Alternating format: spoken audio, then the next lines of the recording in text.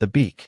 The beak looks like evolution sneezed halfway through a bird and said, "Yeah, good enough." Marvel really looked at this man and went, "Put him in the X-Men. He is a mutant bird. And before you get excited, he cannot fly. He cannot fight. He cannot even do the bare minimum bird things. His power is having hollow bones, which is not a superpower, that is a medical condition. Bro is one strong breeze away from becoming mutant KFC. When mutants discover their powers, it's usually dramatic. Cyclops shoots lasers. Storm controls hurricanes. Wolverine becomes an immortal blender with anger issues. The beak wakes up one day like, "Guys, my face is a beak now." That's it. That's the mutation. No claws. No strength. No durability. Just a permanent cosplay he didn't consent to. Imagine being in a life-or-death mutant battle. Sentinels are firing lasers. Teammates are bleeding out. And the beak is there like, I'm lightweight. Brother, this is not a resume skill. He doesn't even get cool bird perks. No talents. No flight. No enhanced vision. Just the aesthetic of a bird and the confidence of a guy who should have stayed home. And the worst part? He knows he's useless. The beak's entire comic arc is basically Marvel saying, yeah, not all mutants are winners. If the X-Men had a performance review, Professor X would read his file, sigh deeply, and say, "So what exactly do you do?" And the beak would respond, "I stand here and survive." Sometimes, bro isn't an X-Man. He's diversity in mutation form. The beak isn't a superhero. He's proof that the X gene sometimes just trolls people for fun. Forget-me-not, the most effective nobody in Marvel. Forget-me-not has one power. People forget he exists. Not invisibility. Not camouflage. Not mind control. Your brain just looks at him and goes, "Yeah, delete this file." He's not stealthy. He's not sneaky. He's just so aggressively mid that human memory refuses to save him. This man has been an active member of the X-Men for years. And none of them know. Professor Xavier can read minds across the planet. He can sense psychic ripples in other dimensions. But Forget-Me-Not walks into the room and Charles is like, "Why do I feel like I forgot something?" Anyways, Wolverine has fought wars, lived through centuries, and remembers every trauma in HD. But this guy? Gone. Immediately. Cyclops could look directly at Forget-Me-Not, blink once, and be like, "Wait, why am I yelling at empty air?" Imagine trying to have a conversation with him. "Hi, I'm Forget-Me-Not." "Oh, sorry, who?" "No, I was just." Why am I talking out loud? Bro cannot build relationships. He cannot build a reputation. He cannot even build beef, because nobody remembers being mad at him. If Forget-Me-Not had a YouTube channel, the algorithm would be like, "Upload successful. Memory failed. Who are you?" No likes. No comments. No haters. Just cosmic irrelevance. And the crazy part? His power is actually useful.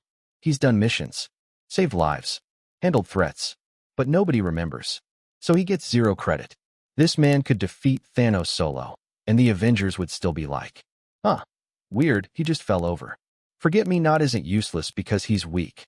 He's useless because existence itself refuses to acknowledge him. He's not an X-Man. He's a pop-up add your brain auto blocks. Marvel didn't create a superhero. They created the human embodiment of, wait, who are we talking again? Anyways, the wall, Marvel's most ambitious piece of architecture. The wall is exactly what his name says. He is not like a wall. He does not control walls. He is not a wall-themed hero. He is a wall. A literal, human, brick wall. Marvel really sat down and said, what if we make a superhero, but also a construction obstacle? His power is being difficult to walk through. That's it. No laser resistance. No super strength. No regeneration. If you put the wall in a fight, the enemy has options. They can walk left. They can walk right. They can jump. They can climb. They can wait. He is not a hero. He is a temporary inconvenience. Bro's weakness is basic spatial awareness. The wall isn't stopping villains. He's delaying them by 3 seconds. Imagine a supervillain screaming, "Curse you, wall." Never mind. Walks around. Even Spider-Man, the man known for punching above his weight class, looked at the wall and said, I'm not even wasting web fluid on this. And don't let the name fool you. This is not an indestructible wall. This is the kind of character who dies to a forklift, a wrecking ball, a mildly aggressive construction crew. If the wall was in the Avengers, his role would be, stand there. Don't move. We'll be right back. If he showed up in an X-Men mansion, Beast wouldn't analyze him. He'd renovate him. The Wall doesn't need a superhero team. He needs zoning permits. Marvel didn't create a villain. They didn't create a hero. They created urban infrastructure with aspirations. Dirk Anger, the Wish.com Nick Fury. Dirk Anger is the discount version of Nick Fury. Not inspired by. Not a variant. A clearance sale knockoff. He looks like someone tried to cosplay Nick Fury using items from a dollar store. The trench coat is fake. The attitude is borrowed. The authority is non-refundable. Nick Fury has presence. He walks into a room and everyone listens. Dirk Anger walks into a room and everyone starts updating their resumes. This man has no powers, no enhancements, no super skills, just anger and eyeliner. That is his entire loadout. Nick Fury leads through strategy, experience, fear.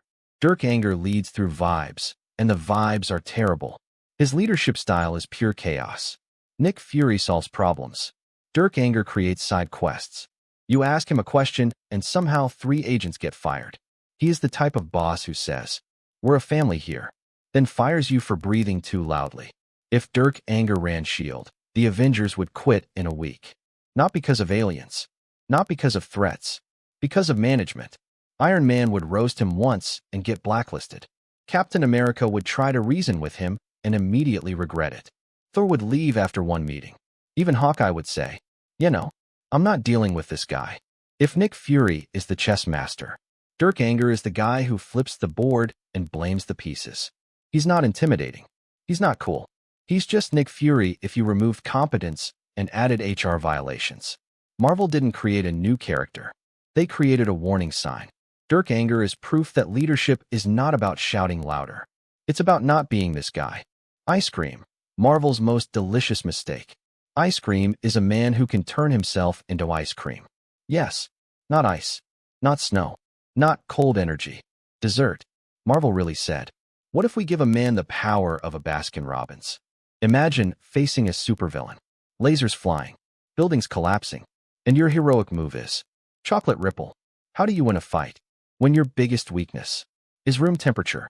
This man does not fear Thanos. He fears summer. Ice cream could be defeated by a microwave, a warm car, a sunny day, or being left outside for 5 minutes. Bro is the only superhero who checks the weather app before fighting crime. His power isn't combat. It's melting. You don't punch ice cream. You wait. A villain doesn't need a weapon. They need a spoon. That's it. Fight over. He doesn't get knocked out. He gets served. This man is not a threat. He is a snack. If ice cream joined the Avengers, Hulk wouldn't smash him. Hulk would eat him. Even worse. Kids would be his biggest enemy. No villains. No crime. Just a group of 8-year-olds with sticky hands. Marvel didn't create a superhero. They created a food safety hazard. Ice cream is not useless because he's weak. He's useless because he is perishable. This is not a mutant power. This is a dessert emergency. Bailey Hoskins, the one-use superhero. Bailey Hoskins has one ability. He can explode. Once. And then he dies. That is not a superpower. That is a manufacturing defect. Marvel really said, what if we make a mutant whose power is dying? Imagine being recruited by the X-Men. Professor X sits you down and says, welcome to the team. Here is your suit. Here is your mission. And here is your funeral plan. No training arc. No character development. Just a countdown. Bailey is not a superhero. He is a grenade with student loans. And the worst part? The explosion is not even impressive. No city-level blast. No cinematic sacrifice. No slow-motion hero moment. He doesn't go out like Iron Man. He goes out like a malfunctioning firework. Pop. Done. This man exists purely to be used once. You don't mentor him. You don't team up with him. You aim him. If Bailey joined the Avengers, the meeting would be 5 seconds long. All right, Bailey, run toward the enemy. After that, there is no after. Even villains would feel awkward. Wait, that's it. You're just gonna. Oh, he's gone. Bailey Hoskins is not a hero. He is a strategic apology. Marvel didn't create a mutant. They created a moral dilemma. He's not useless because he's weak. He's useless because his entire power is self-delete. Bailey Hoskins is the superhero version of a firework. That never launches, just explodes on the ground, and disappoints everyone watching. Longneck, the human periscope.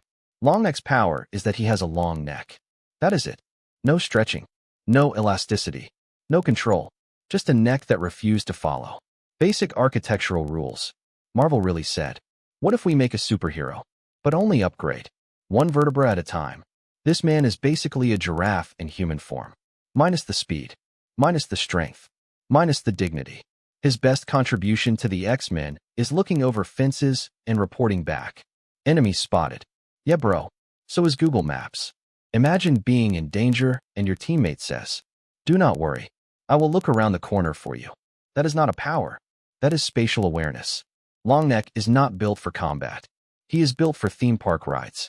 One punch to the neck and the fight is over. Not knocked out. Folded. If Longneck fought Magneto, the only thing bending would be his spine. If he joined the Avengers, his role would be stand in the back and narrate. No fighting. No saving lives. Just, they're coming. Thanks, bro. He is not a hero. He is a periscope. A living CCTV camera. With zero night vision. Marvel didn't create a mutant powerhouse. They created a man who could be replaced by standing on a chair. Longneck isn't useless because he's weak.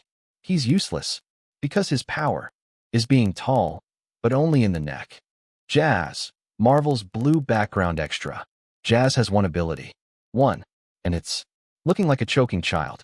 Not invisibility. Not strength. Not teleportation. Just blue. Marvel looked at an animated movie and said, yeah, adopt him. He's perfect. That is not a superpower. That is a creative color choice. Imagine a fight scene. The villain is destroying the city. X-Men are doing cool moves. And Jazz is there like, I'm blue. Combat contribution? 0. Personality vibe contribution? Maximum. He is basically a background dancer. Accidentally wandered into a superhero story. Doesn't know lines. Doesn't know stakes. Just moves around. Cyclops is shooting lasers. Storm is calling lightning. Jazz is just Jazz. His superpower is literally existing in the wrong universe. If the X-Men had a group photo, Jazz would be the one in the corner, waving awkwardly, while everyone else looks heroic. Villains don't fear him. They fear nothing, because he's literally decorative. Marvel didn't create a hero. They created a walking animation test. Jazz isn't useless because he can't fight. He's useless because his power is color coordination. And yet somehow, he has confidence. Which is cute. But also completely useless in a city on fire, apocalypse-level threat scenario.